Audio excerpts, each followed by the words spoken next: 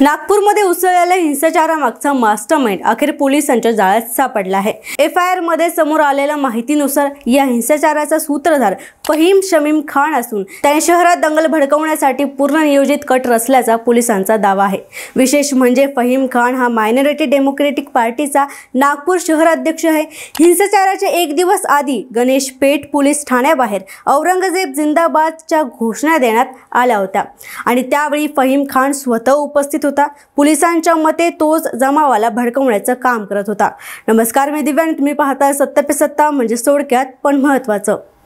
फहीम खान हा नागपूरच्या संजय बाग कॉलनी यशोधरा नगरचा रहिवासी असून तो आधीपासूनच अनेक वादांच्या भोवऱ्यात सापडला होता। त्याच्या विरोधात पोलीस ठाण्यात 3 गुन्हे दाखल होते। मात्र त्याचा सर्वात मोठा राजकीय डाव 2024 लोकसभा निवडणुकीत दिसून आला, जेव्हा तो केंद्रीय मंत्री नितीन गडकरी यांच्या विरोधात मायनॉरिटी डेमोक्रेटिक पार्टीच्या तिकिटावर उभा राहिला होता। मात्र त्याला केवळ 1073 मते मिळाली आणि दारुण पराभव पत्करावा लागला।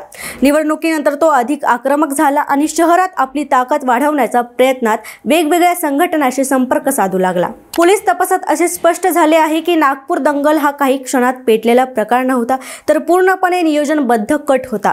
फहीम खानने कट्टरपंथीयांचा गट तयार करत शहरात तणाव निर्माण करण्याचा प्रयत्न केला। हिंसाचाराच्या वेळी झालेल्या घोषणाबाजीच्या घटनांचे सीसीटीव्ही फुटेज, प्रत्यक्षदर्शी जबानी आणि कॉल रेकॉर्डच्या आधारे पोलिसांनी या कटाचा पर्दाफाश केला आहे। आता फहीम खानच्या नेटवर्कचा सखोल तपास सुरू असून त्याच्या संपर्कात असलेल्या लोकांची माहिती गोळा केली जात आहे। पोलिसांनी त्याच्या राजकीय संबंधाचा तपास करण्यासाठी विशेष टीम नियुक्त केली आहे। फहीम खानला अटक झाल्यानंतर आता मोठा प्रश्न निर्माण झाला आहे।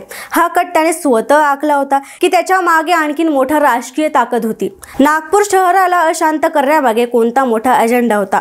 पोलिसांचा तपास जसजसा पुढे जात आहे तसतसे आणखीन धक्कादायक माहिती समोर येण्याची शक्यता आहे। आता लक्ष आहे या प्रकरणाचा खरा सूत्रधार कोण आणि नागपूर पुन्हा शांत होणार का?